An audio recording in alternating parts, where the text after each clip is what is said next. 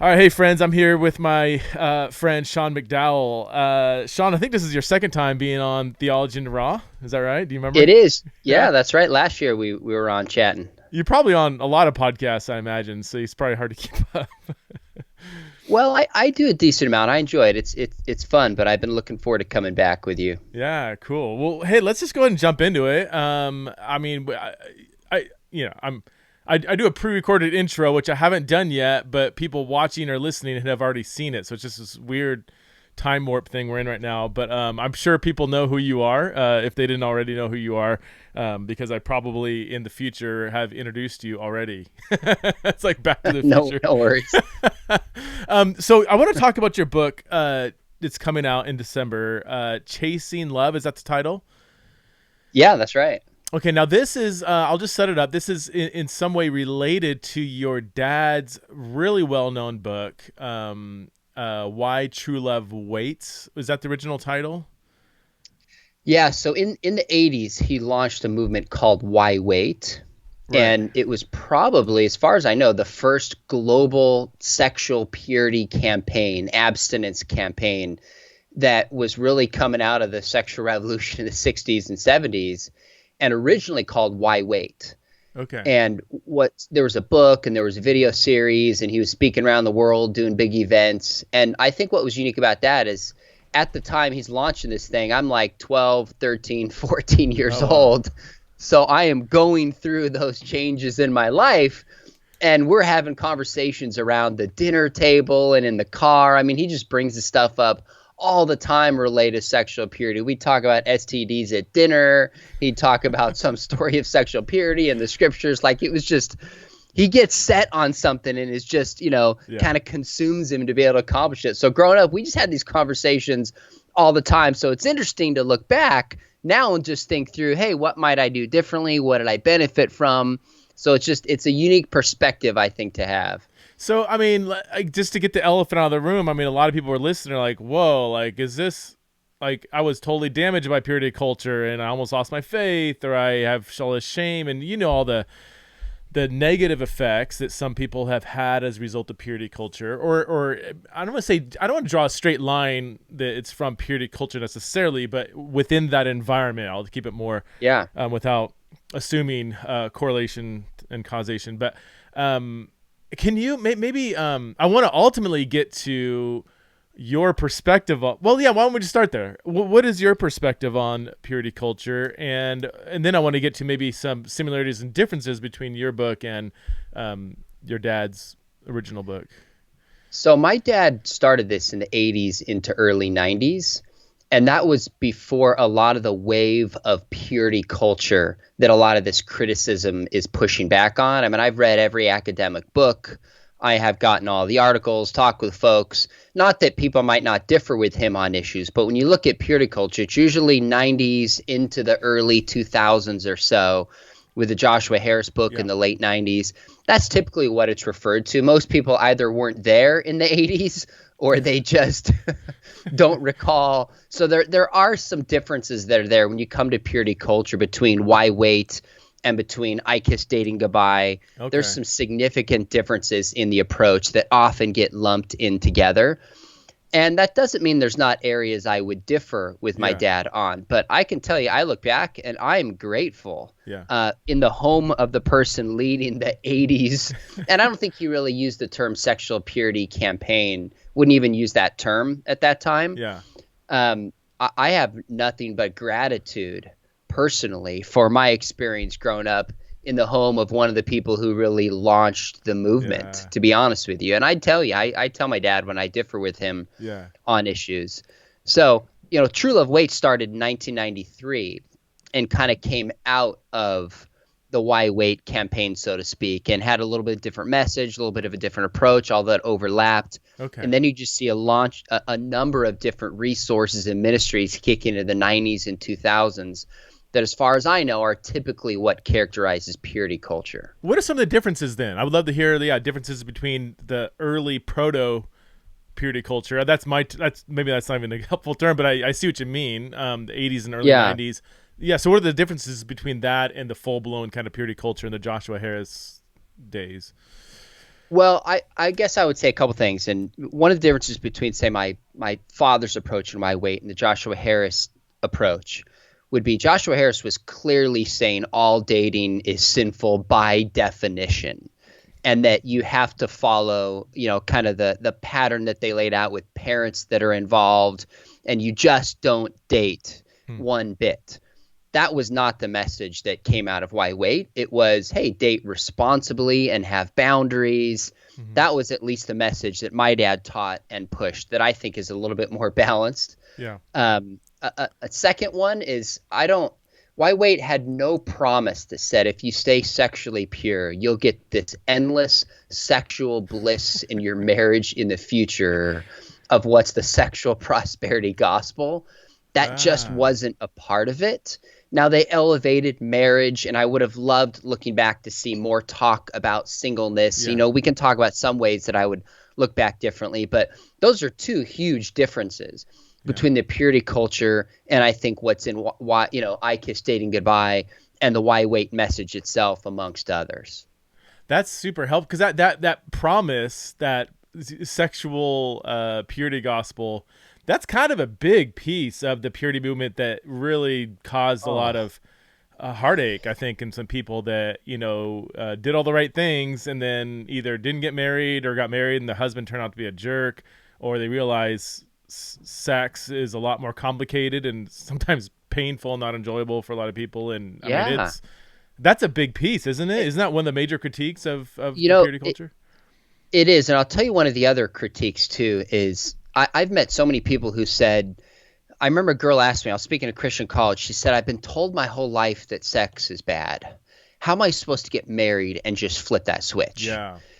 And so many people who are like, I've been told, there's fireworks on your honeymoon night. And yet my entire mindset was sex is bad. And all of a sudden I'm supposed to just think it's good. Like this doesn't even feel possible to Hmm. me.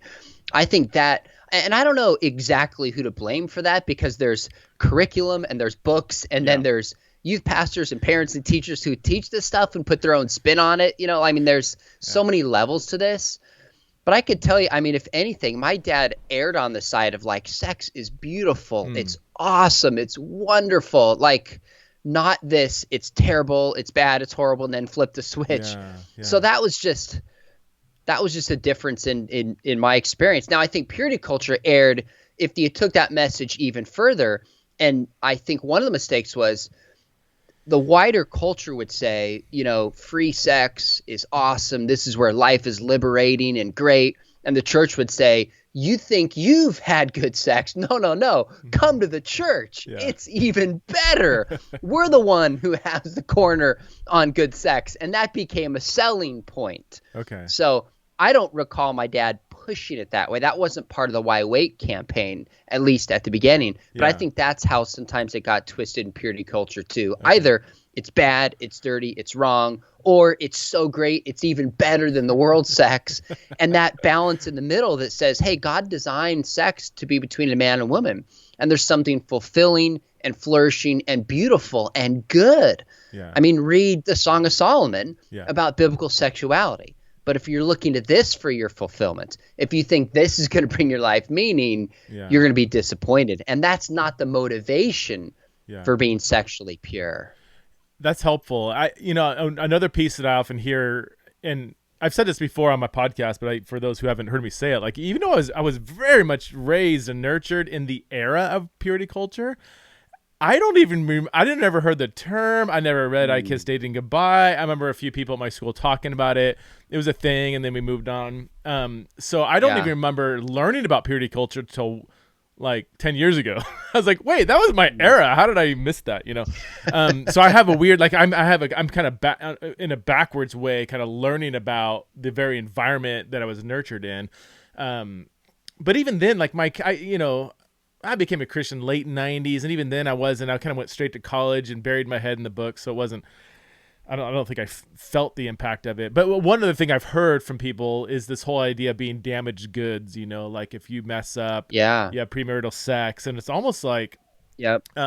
all this shame and like you're done, you ruined yourself for your husband. And these aren't the exact words, but that's kind of impression people have felt. Would you, what are your thoughts on that? Did you see that in either the phase 1 or phase 2 of the purity era, or? Yeah, I think that's a great question. I agree with you. I mean, I grew up in a Christian home, but a lot of this purity culture hit. I mean, I graduated high school in 94, graduated college in 98. Mm-hmm. And yet I never heard of it called purity culture until I think later, looking back, people try to characterize it. And I think there's some value in doing that. But the problem is you get so many messages, so many books, so many campaigns lumped in together that it doesn't always make careful distinctions between the message that was taught. I mean, look, even in Joshua Harris's book, there's a beautiful chapter on forgiveness. I love the chapter on forgiveness that's in there about this library, and he pulls out these different cards and he feels guilty and it's wiped away. Like, I love that metaphor he uses of forgiveness.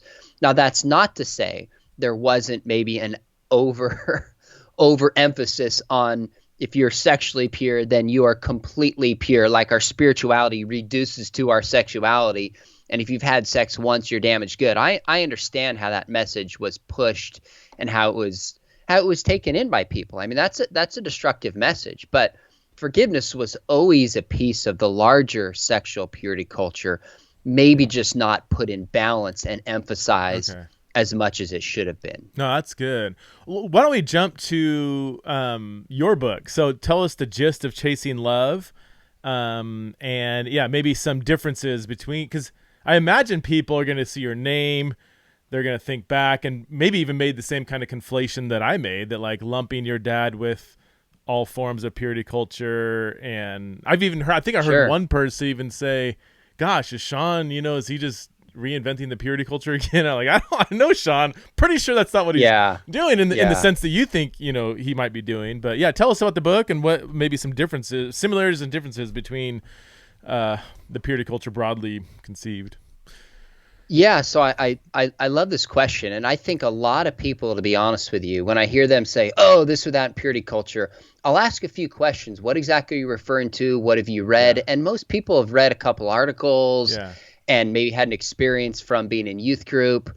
But I went back and I've read, tons of these books that critique purity culture, some of the original books, and the narrative that we here largely, especially in the secular culture when this is shown up in publications, is not always fair and accurate to purity culture as a whole.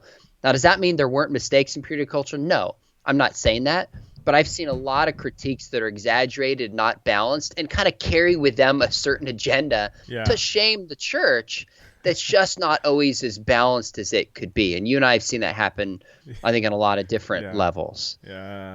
So one of the things that was cool for me is to go back and relook at the stuff my dad taught, relook at True Love Waits, look at how culture shifted, and just say, okay, what's it going to look to teach kids about sexuality today? What are differences in how I'm going to do this? So I broke the book up into 3 sections. The first one is just kind of framing the issue.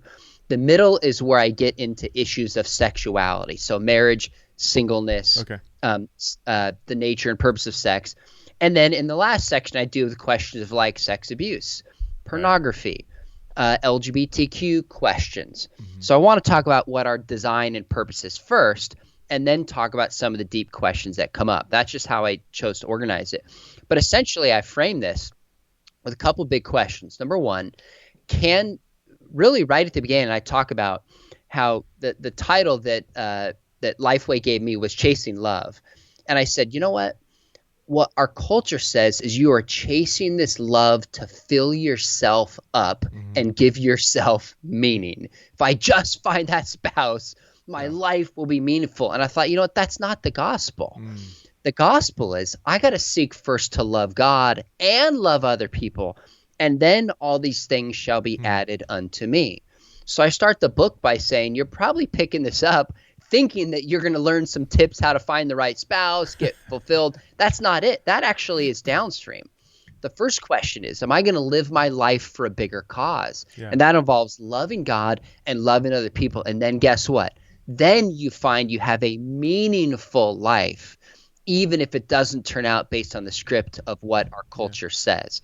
So I kind of start off and just reframe it for students a little bit. And then, some of the big issues at the beginning is I talk about trust. I'll say, and you and I have discussed this, I'll say when it's all said and done, the question is, can you trust God? Can you trust the character of the person who designed sex? Even if you don't understand it, even if it doesn't make sense, are you going to believe that God is good and has your best interest in mind? That's really the heart of the question for me, because kids are being hammered with this, with questions of, or they're just being hammered with a worldly view of sexuality. And when it's all said and done, I think in the back of their minds is the Bible's old, it's antiquated. God is really stealing my fun, which in some ways is nothing new. And so I frame it right at the beginning. Can you trust the character of this God who Scripture says is good?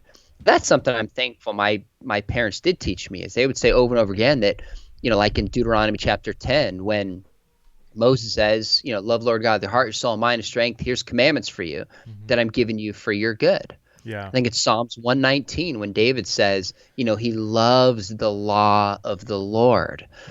That's the heart of the question. Then I frame it by defining love, comparing and contrasting the world definition of love, biblical love, compare and contrast freedom. I think young people are totally confused about the nature of freedom. Yeah. Talk about forgiveness, and then jump into the middle section. And one last thing I did, and then I'll be quiet, been rambling, is the middle section that's where I talk about marriage, singleness, and the purpose of sex. But in a lot of sexual purity campaigns, what's been left out is any real discussion about singleness. It's tagged on at the end. Yeah. So I switched the order, and I talked about the first section is on sex, God's design for sex, its purpose. Then in the middle, I did singleness. And then at the end of that section, tagged on marriage, because Scripture says, marriage and singleness are two equal, honoring ways to follow the Lord. And every kid reading this, whenever they read it, is single anyways.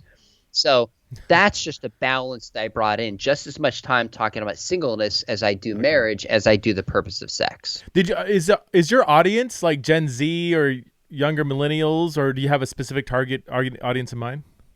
Yeah, this book is for students. So okay. I would say at the lower end, like 12.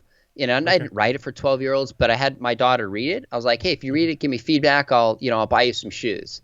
And she's like, Dad, there's an outlet. I can get 2 for the price of 1. I was like, fine. Okay, you're a business person.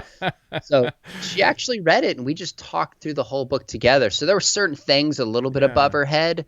So it's written primarily for high school students. Okay. Wow. What? Yeah. Gosh. What are you seeing? I mean, you've been dealing, teaching and speaking to younger people, and as you get older, that your former younger people, millennials, are now having kids, and some millennials are actually, I think, could be grandparents now, which is really weird to think about. I mean, if you take the statistic, I mean, a old millennial could be like 38 or something. And anyway, what are some unique challenges you're seeing as you speak to Gen Z, having done a lot of youth work over, a couple decades? Some unique challenges to Gen Z that you're seeing kids wrestle with when it comes to sex and sexuality? I one of my masters was in philosophy, and I'm always thinking of like undergirding ideas that shape the way kids think. Yeah. And I'll tell you about a conversation I had recently. I was at a Christian school, and there was maybe 10 or 12 students who'd been in Christian families, Christian education. They were juniors and seniors. And the teacher said, hey, talk to them about basically anything you want. I was like, okay. So I decided to try something. I said, tell me, how would you define freedom? Not political freedom, but what is it? Actually, the way I worded it, I said, what does it mean to be a person who is free? And they talked amongst themselves, came back, and they said the free person is someone who can do anything they want to do as long as no one gets hurt. I said, okay, that's an interesting definition.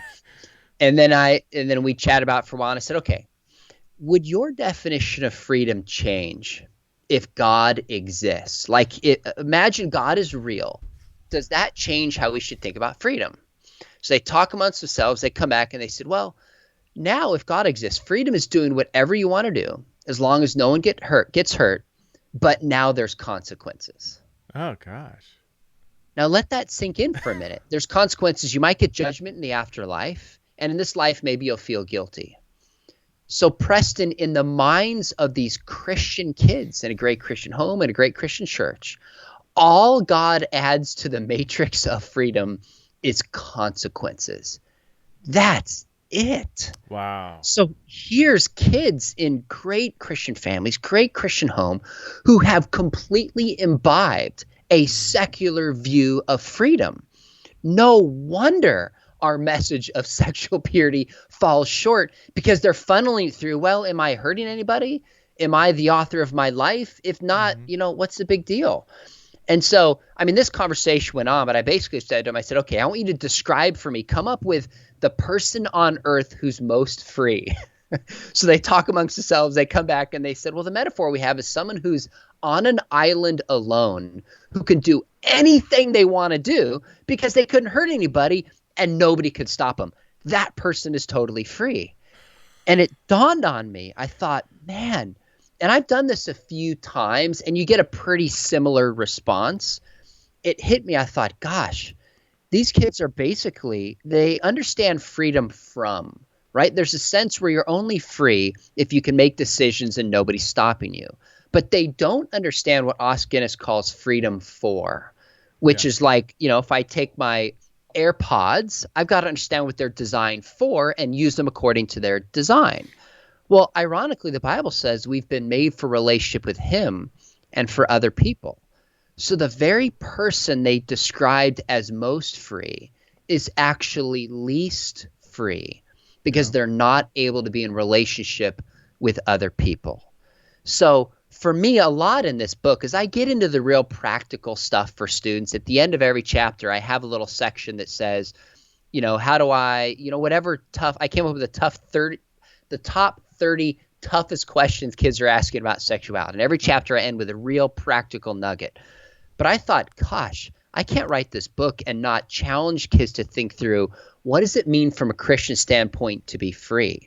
Because I think if they buy a secular view of freedom, it almost doesn't matter what else you and I say until they understand what we have been designed for in terms of relationship, and that we're only free in relationship with God and healthy relationships with other people, regardless of how we feel about it. That their definition of freedom, I feel like that would resonate with,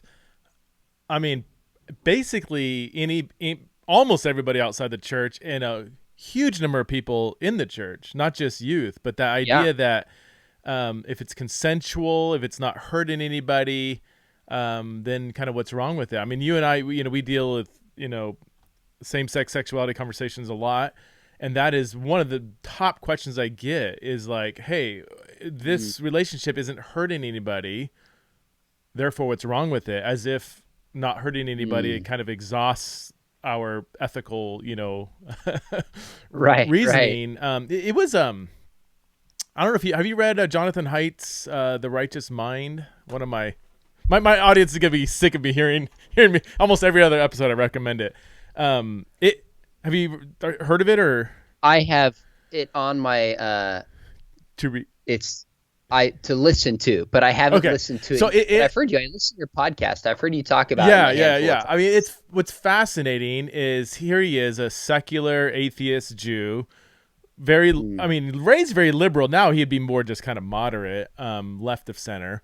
But he said, he was just steeped in this like harm, safety kind of ethical reasoning. And it wasn't until he spent some time in India outside of America that he realized, that's a very Western modern way of ethical reasoning that I just thought was just ethical reasoning abstract. Like this is just how you reason ethically. And he realized there's all kinds of other things like respect for authority and sanctity and, like all these other ethical impulses. And his whole motivation in that was political, because he was at that time on the far left, and he was like, look, Democrats keep not getting their way because they're only appealing to one ethical impulse, safety and harm, whereas Republicans are appealing to these other ethical impulses that are just from an evolutionary standpoint embedded in the heart of humanity. Respect for authority, desecration. Like there's just something about, mopping the floor with an American flag and then wiping your butt with it. That's just like, well, that's not harming anybody, but it's just, it tugs at your, you're like, I don't feel good about that. And his whole thing was trying to challenge the left as someone on the left to say, let's tap into these other ethical impulses that are resonating with every human person. And he didn't realize that till he went outside of America. Anyway, what's fascinating with what you said, though, is like, even from a basic neurological standpoint, we now know that it's not freedom to be able to do whatever you want. If you do whatever you want, you start enslaving yourself to these habits that rewire your brain and are destructive for yourself, even if they bring you pleasure and loads of dopamine. Like oh man, I just, what's disturbing for me is how many Christians just naturally think that way. Where did that, you're a philosopher. Where did that come from? Has that always been there? Is there something recent in the cultural shift where people would think of freedom as the freedom to do whatever I want to do and not even really think through what that would look like practically for society? So that's a great question. I don't know the historical roots of where that came from. I mean, in some ways, you see it all the way back in the garden. In some way, it's nothing totally new, the same appeal. But I think Haidt is absolutely right that in Western culture, it's just this individualism that has developed over time. I mean, going back to philosophers 17th, 18th, 19th century, you remove God from the picture. And there's a sense where I'm ultimately the authority of my own life. I think that would be a picture of how it's been pushed onto us. But with students, I try to think through, how do I get to counter some of these ideas in their minds? So one of the examples I put in the book that I talk with these students about, I said, what does it mean to be free when you play a piano? What does it mean if you're free? Am I free to just sit down and bang keys and, make random noise? And they're like, yeah, you're free. I said, but is that really free?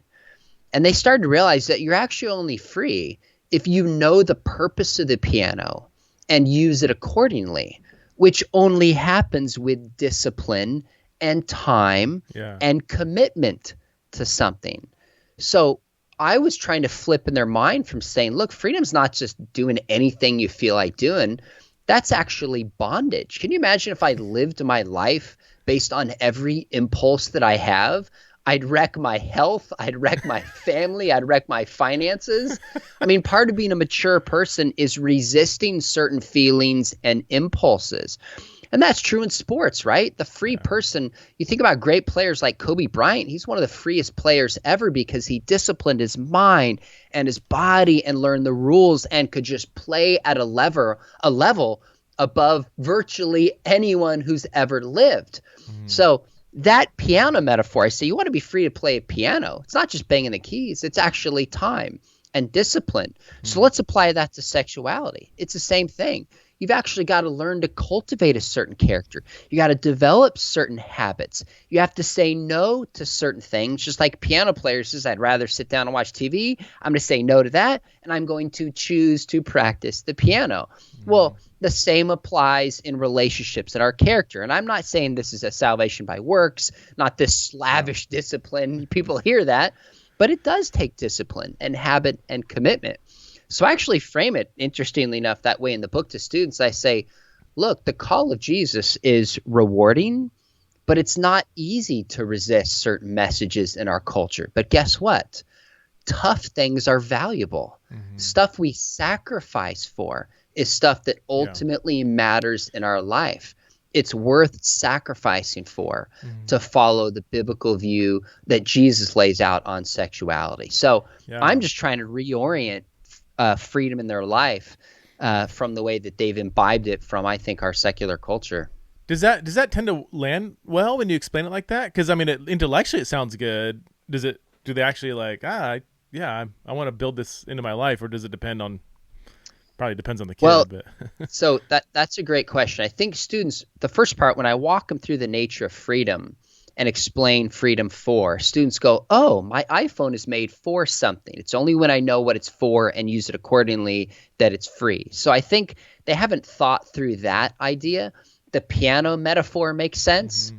So I've never had a resistance to go, no, I'm more free if I can just bang on a piano and ruin it. Like I've never got that nihilistic response yet. But then when a kid actually goes out and chooses to do it and put these disciplines into their life, that's where the rubber meets the road, and that's where it's tougher. So it's one thing to agree intellectually. It's another thing to put it into practice and do it. Would you say, as you're talking, I was thinking, trying to formulate like a real succinct definition of freedom from a Christian perspective? Would it be something like living according to the Creator's design, or how would you frame it? Because I hear you kind of tapping into these broader creational themes. I think that's exactly right. My dad would often define it for me. He'd say freedom is having the capacity to do what you ought to do. Okay. So it's a certain strength and capacity that we have built into our character to do the right thing. But I typically frame it more the way that you do. I say freedom is living consistently with our design. Right.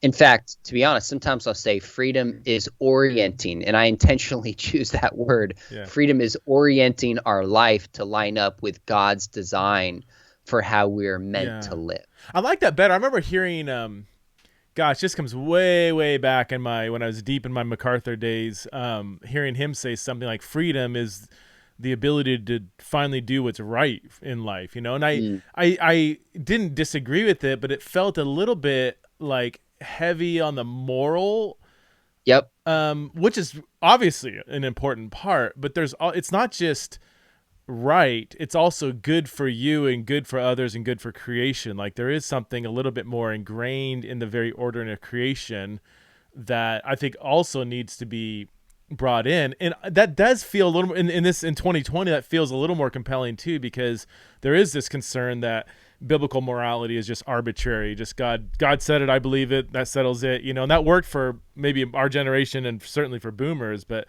it just feels a little bit like not very compelling if that's all it is. Just God's barked it out from heaven, do it, you know. And you and I can say like, well, if he's God, he has the right to do that, right? Sure. And that's kind of the way I see it. But I don't know. I think it does feel more compelling when you integrate beauty in the picture. Like this is not just morally right, it's the most beautiful, it resonates with the way the Creator has wired creation. It will lead to flourishing both among humanity and creation. By the way, I think that's right. And I intentionally have adapted that definition a little bit, rather than just doing what is right, but orienting our life according to the Creator's plan, because it raises a question, okay, who is this Creator and what is his plan for how we are supposed to live? It brings the question back to, is there a designer in the universe or not? And that's ultimately the question that I think this is going to come back to when it's all said and done with young people. You know what's interesting is the early Stoics had a very similar way of thinking. Living according to nature was the way they framed it.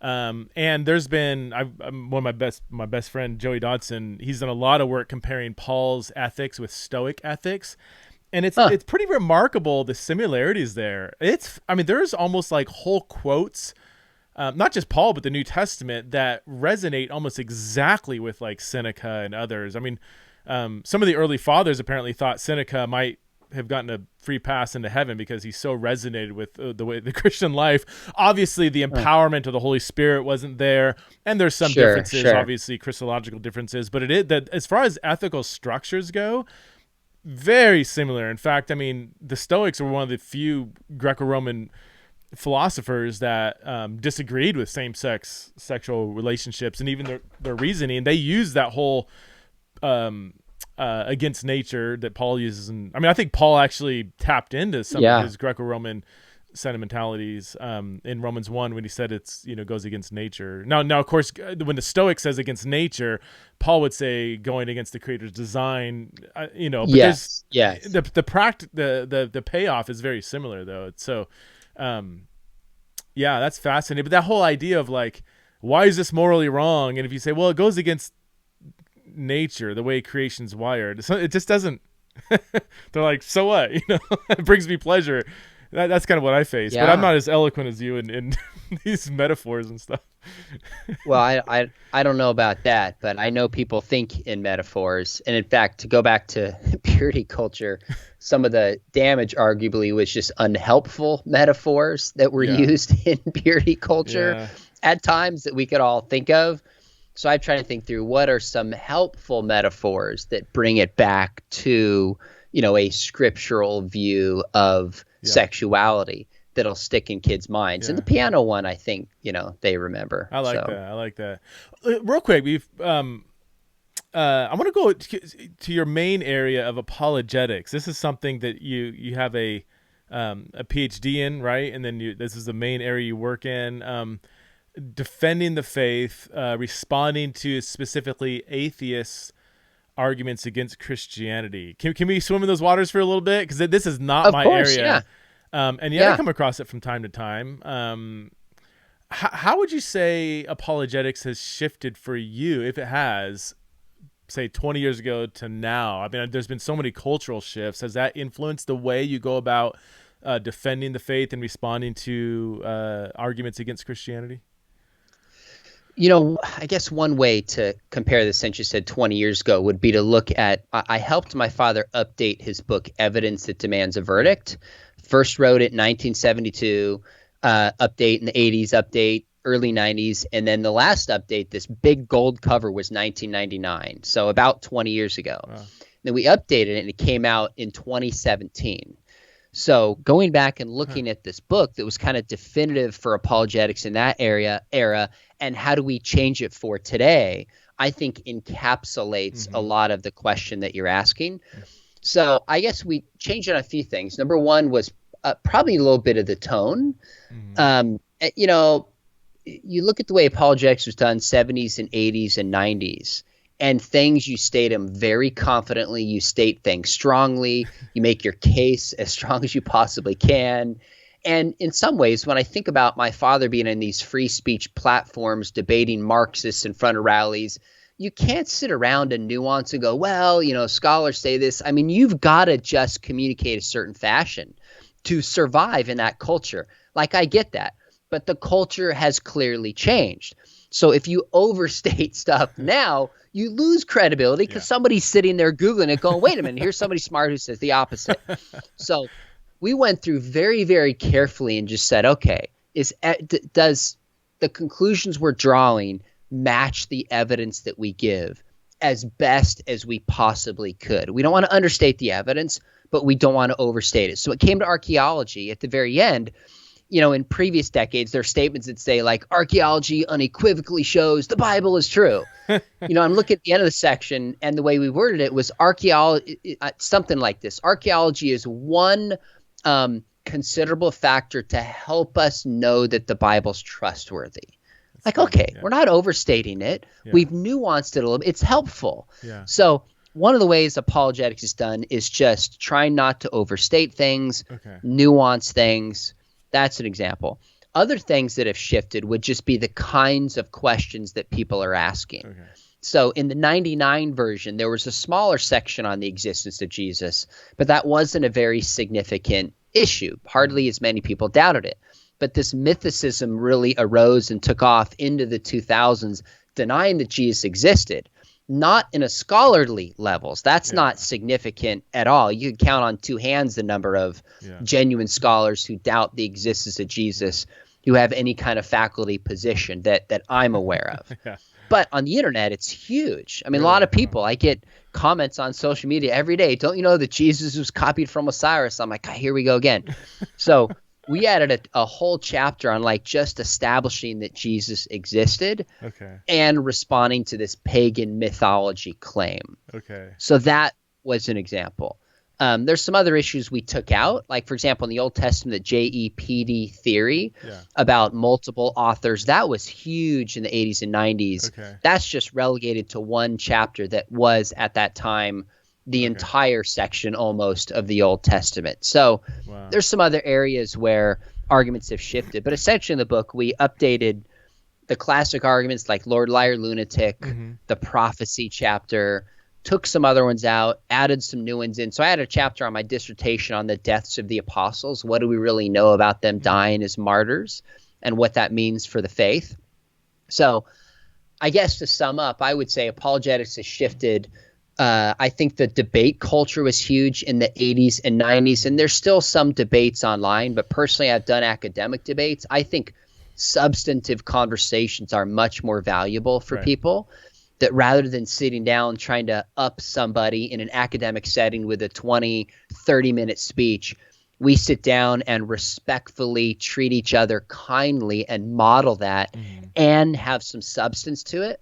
Yeah. The time I've had those engagements, people really tend to appreciate that in a way that I'm not sure they did as much, 80s and 90s, et cetera. So that's a few of the changes. I haven't paid attention to the movement, but just anecdotally, it seems that in the past, like having lots of data and facts on your side seemed to carry weight, where now it seems like just the emotional kinds of arguments seem to carry weight. Or has it always been that way? I don't know. I just it seems like now, like data and facts, after a while people are like, yeah, maybe somebody else has a bunch of different data and facts that disagree with all that, and I'll handpick which set of data and facts I'm going to choose. It just becomes almost very arbitrary. I think there's some truth to that. In writing this book with my dad, I asked him a ton of questions about like how this has changed in half a century. Yeah.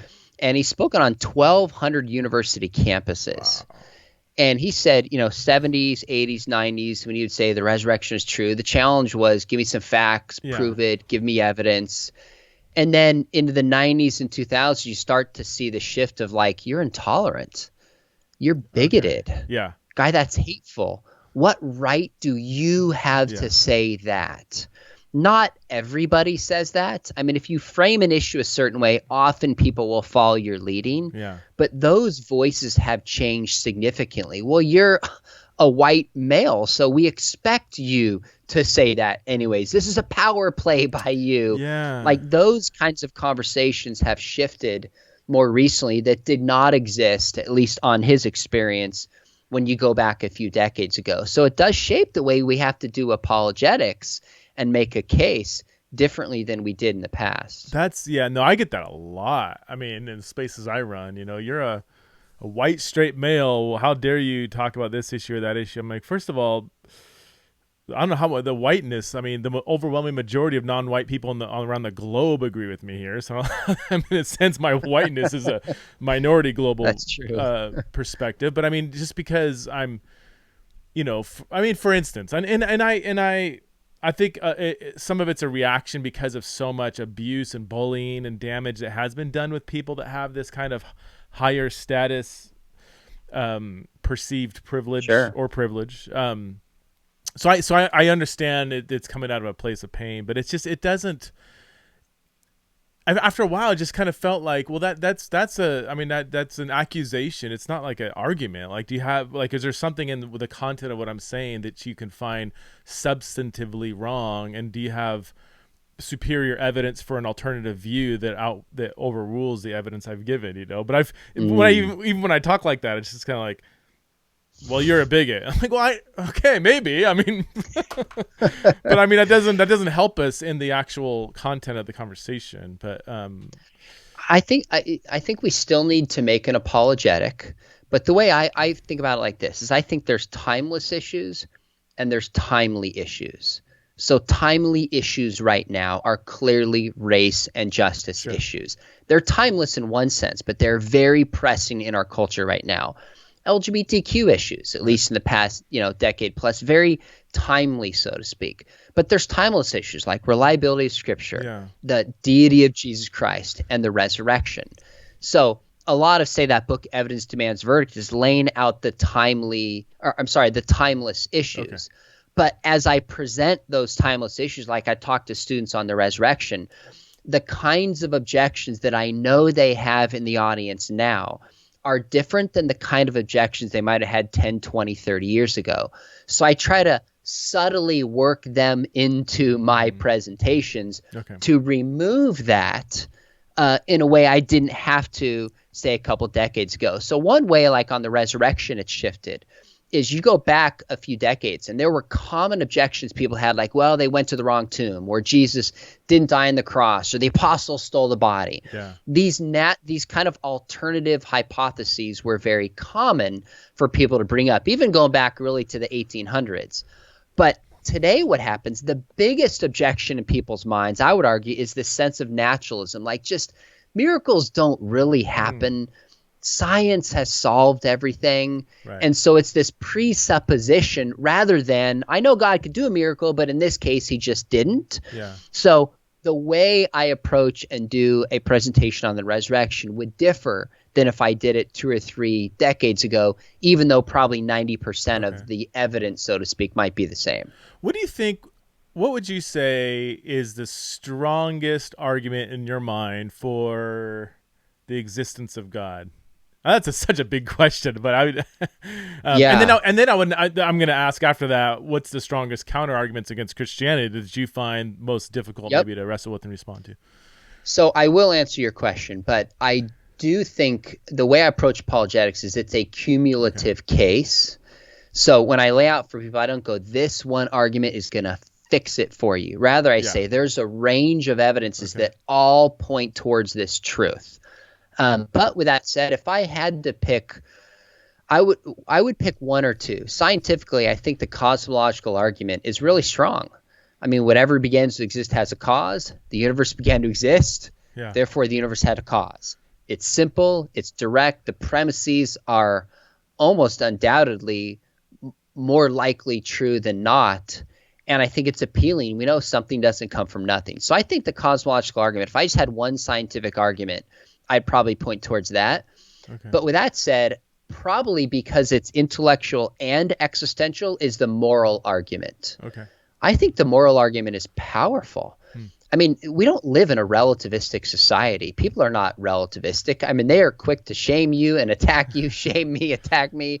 Everybody has some moral standard by which they're looking at the world. It's inescapable. But and this is Romans 2. You know, people know because it's written on their hearts. So I think there's something just powerful and intuitive and experiential about the moral argument that the cosmological might appeal to more philosophical or scientific minded, but the moral argument appeals to everybody of every background who's human. So if I just had one for the existence of God, I probably would use the moral argument. Okay. And and then counter arguments against Christianity. Yeah, I think clearly the problem of evil and or the hiddenness of God is the toughest. That's exactly it. And you know what? That's because it's not only there's a logical challenge, but I think it's experiential as well. I mean, we look at the world and we think, gosh, if I were God, I would stop all this injustice going on in America, which is just the beginning. I'd stop. Look at what happened in, Beirut with this explosion. Yeah. Look what's happening in other parts of the Middle East. Look at Latin America. Like, look at all these people suffering. If I was God, I would stop this.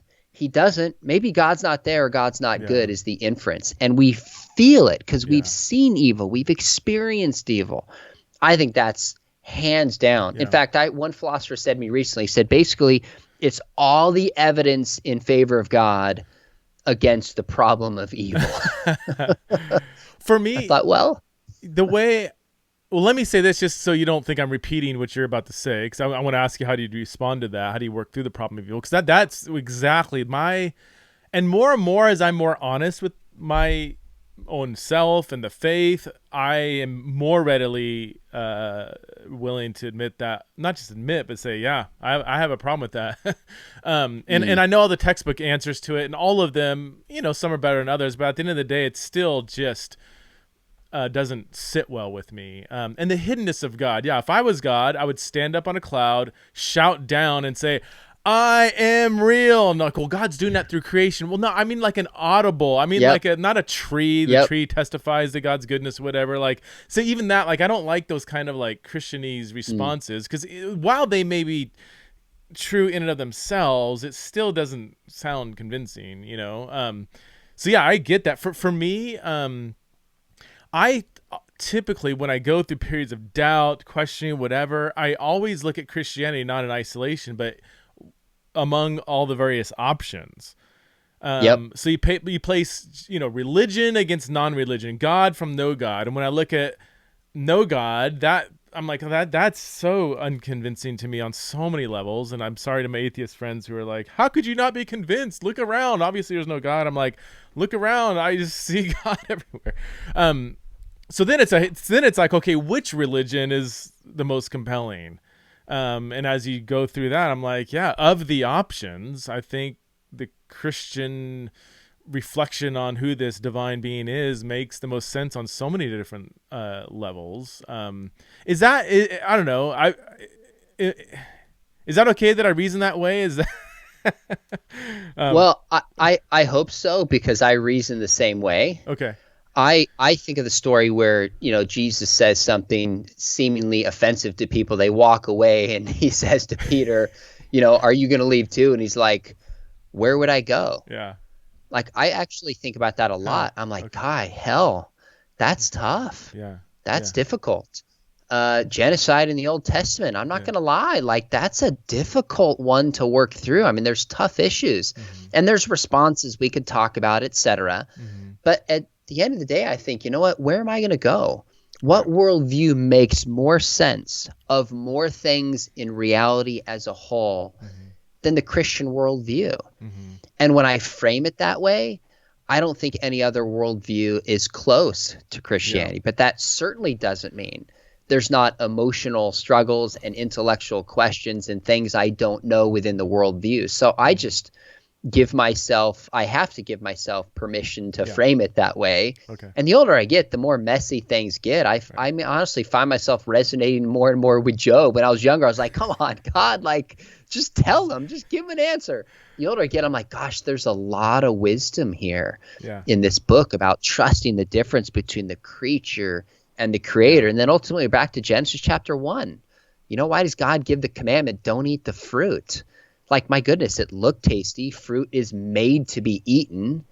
As our friend Rachel Gilson says, why didn't he just say, don't murder Eve? It doesn't perfectly make sense, but there's a trust that's built into that command. Yeah. Can I trust who God is, or Jesus is in particular, especially looking back at the Old Testament? That's how I frame it and look at it. Yeah, that's good. I guess the only other, so like if I can create some sort of hybrid between deism and Zoroastrianism, deism solves the hiddenness of God. It's like, doesn't claim to be near. And then Zoroastrianism has this, good and evil are on equal par. So all the bad stuff in the world is because evil is winning. And, Sure. I'm not trying to start a movement or cult here, Sean. I'm just thinking out loud. No, go for it. But even that leads to just dark, weird. That creates that's the thing. Whenever we think we can create a better alternative, it leads to its own internal problems, inconsistencies, and the fact is we're better at being created than thinking we're the creator. That's right, and that's back to what C.S. Lewis said. He's like, am I like, who's in the dock here? Is it humans who are in the dock, or is it God who's in the dock? And if God really exists, wouldn't I expect there to be things about him I don't understand and maybe don't like? I think I would expect that. Yeah. So I actually ask myself that all the time. I go, okay, Calvinism, Arminianism debate, am I believing what I want to be here because it seems to match up, or am I actually believing what Scripture says and willing to change my mind? Yeah. I mean, that's a question I ask on a lot of different issues. But so, like, even like Zoroastrian and deism, like, obviously you go, okay, deism gets rid of the hiddenness of God, but you also lose Jesus stepping into nature and all the things he did. Yeah. Like, okay, not quite comfortable doing that. That's where I keep coming back to this Christian worldview, when in my mind I do the same exercise you did. Like, what about this? What about that? I just keep coming back to the Christian faith. Yeah. Yeah, deism would lead to theistic nihilism, I think, wouldn't it? I mean, at the end of the day, well, if God's that distant, then I don't care what he told me to do, like kind of like the absent father. It's like, well, why am I going to obey my father's morality when he doesn't even live here anymore, So, that's not a good option. Don't start a cold. Hey, Sean, thanks so much for being on the show. Appreciate you. Talked to you for hours about, we didn't cover, I mean, there's a zillion other topics that we have common interests in, but thanks for your work. Appreciate your humility, honesty, wisdom, and just glad glad we're on the same team, man. Oh, me too. Love the show. I listen to it pretty regularly. Wow. To most episodes as I can. Appreciate your voice and just love hanging out. Cool. Thanks a lot, man. Go buy his book, Chasing Love. Chasing Love will come out whenever this releases, be out in December.